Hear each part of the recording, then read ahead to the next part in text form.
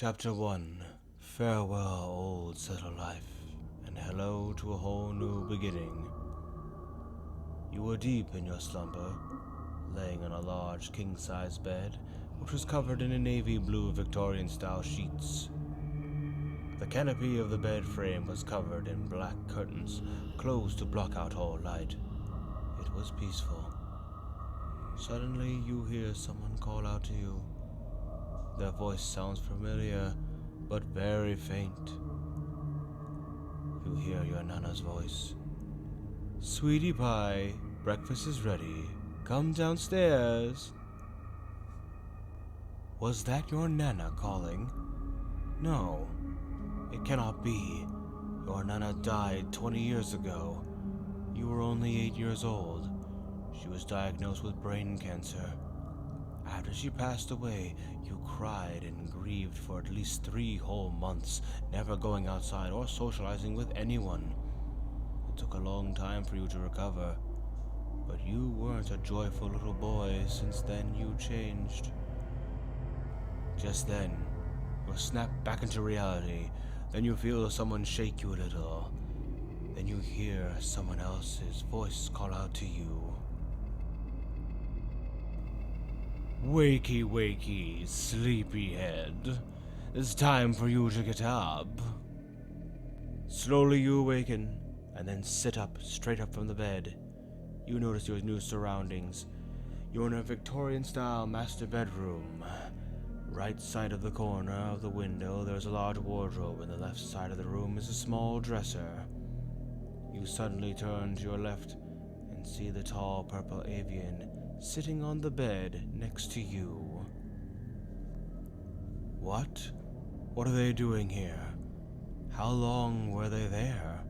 Were they watching you sleep the whole time? Noticing how you startled after you seeing them, the purple avian smiles, giggling a little, while you kept your distance from them. "Oh, don't be frightened, darling. I don't bite much. Welcome to your new home. A place of dreams and fantasies, as well as nightmares and horrors. Here you can be whatever you want to be. A hero seeking to defeat a wicked villain, a common wizard in search of knowledge, a handsome romantic prince who long been searching for his true love, or a poor foolish commander boy who ran away from home just to go on a thrilling adventure, only to get yourself captured, and now here you are at the mercy of the lord of this castle, which of course happens to be me." Anywho, don't worry about whatever form of torture you're thinking of. I shall not harm you, as long as you behave yourself and be a good little pet. Now then, with that out of the way, let's get to the main topic at hand. Breakfast. While the purple avian was talking, it all suddenly came back to you. You started to remember what happened before, how you got here. You were in your room, working on your dark romance story, until you hit writer's block. You attempted to summon Lucifer for help, but this tall, mysterious purple avian appeared instead, and they were going to devour your soul. But then they took interest in your book, and decided to spare your life, despite them being disappointed by what you wrote. Either way, they decided to have you rewrite your dark romance story by bringing you here into their castle, where you must find a way to escape from this place before you fall under the demon's spell, and you give them your heart. The train of your thoughts was suddenly interrupted when the purple avians snapped their clawed fingers in front of your face to snap you back into reality, or whatever reality this claims to be. "Hello, Mr. Daydreamer. You weren't paying attention to what I was saying. I was telling you what I had prepared for breakfast for you. I mean, really, how rude. Oh, I get it. This is probably a lot to take in, so you're wondering where exactly you are. Or rather, where exactly is this place that my castle resides? Well, since you're a curious little cat, go ahead and look out the window. See for yourself where you are. Gaze upon your new forever home. You are curious indeed. After all, if you're planning to escape, you might as well get a good look at exactly where you are, and if you are still on Earth. As you climb off the bed, you walk over to the window. Your eyes widen with shock. All you can see is a vast land of gray sand, a forest of dead trees, and collapsed stone ruins. And that sun, that black sun, staring at it, just fills you with so much palpable dread as you shake your head and stare away from it. You get a glimpse of the castle, and you notice just how high up you are, inside of a tower. You see some parts of the castle, and through that, you can tell just how large the scale of the castle truly is. If you were to wander off alone, you would get lost very easily. If you attempt to climb down, you would possibly fall to your death. It seems you have no choice but to play along. Get on this demon's good grace, and then they might give you a tour of the castle sooner or later, and perhaps you can find out how to escape. Just then you feel the tall purple avian hug you from behind, holding you in their embrace. Beautiful, isn't it? A world that is the hollow, scarred remains of a once mighty universe, until God decided to destroy it, brought forth Armageddon upon this world, until there's nothing left, every spark of life snuffed out. As it will soon come to your world at some point. This is the fate of all universes one day. There are a few bits of knowledge and history of the old world that was left behind here in my very castle. I warn you, though, this castle will not give up that sacred knowledge without a fight. Before you even have the chance to get your hands on it, a wicked force will drive you insane to the point where you'd want to die. But unfortunately for you, you cannot die here in this realm. If you were to fall, you would just be resurrected over and over and over again.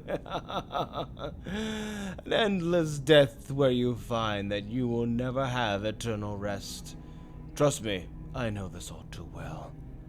No matter how many times I've died, I always come back to life somehow, doomed to immortal existence for all time. Now then, let's go, shall we? Enough of that dread. Let's go enjoy some breakfast before it gets cold. This makes absolutely no sense. A world where you cannot truly die, and being able to bring yourself back to life after you do actually die? The thought of it confuses you, and it terrifies you at the same time. You push those thoughts aside for now, and follow the purple avian to the dining room, though it is quite hard to put those thoughts away. The palpable dread is still clawing away at the back of your mind. Once there, one of the red small demon servants, wearing a gold masquerade mask, pulls out a chair for you, and then you are seated. You are gently pushed forward to face the table's side, as the purple avian goes down to sit at their chair right next to you. A tall, muscular butler, wearing a full golden mask, pulls out a large royal chair for them, and then gently pushes them in to face the table's front. Thank you, Timothy. Now be a dear and go inform the servants to bring out our breakfast. The butler, who was addressed as Timothy, bows respectfully to their master before leaving. Once he returned, he and other butler's servants brought out plates of breakfast with them and set them upon the table. Once the butler and the servants were done, the purple avian turned their attention back to you. Now, don't be polite upon my account. Go ahead and eat. Now then, my dear, since you are living here with me, allow me to properly introduce myself. I am Salexi Rabane, the Arch-Tempter Lord, but I also go by many other titles too, such as the Damned Prince, the Thrice-Born, and my personal favorite, Hell's Dracula. Bet you're wondering why I'm called that, Well, you can guess as to why. But don't you worry, I won't be taking your blood. No, I take something a little bit more personal from you. Something to settle a hunger deep down inside of me. But that will be another story for another time. Don't reveal all my cards to the new players.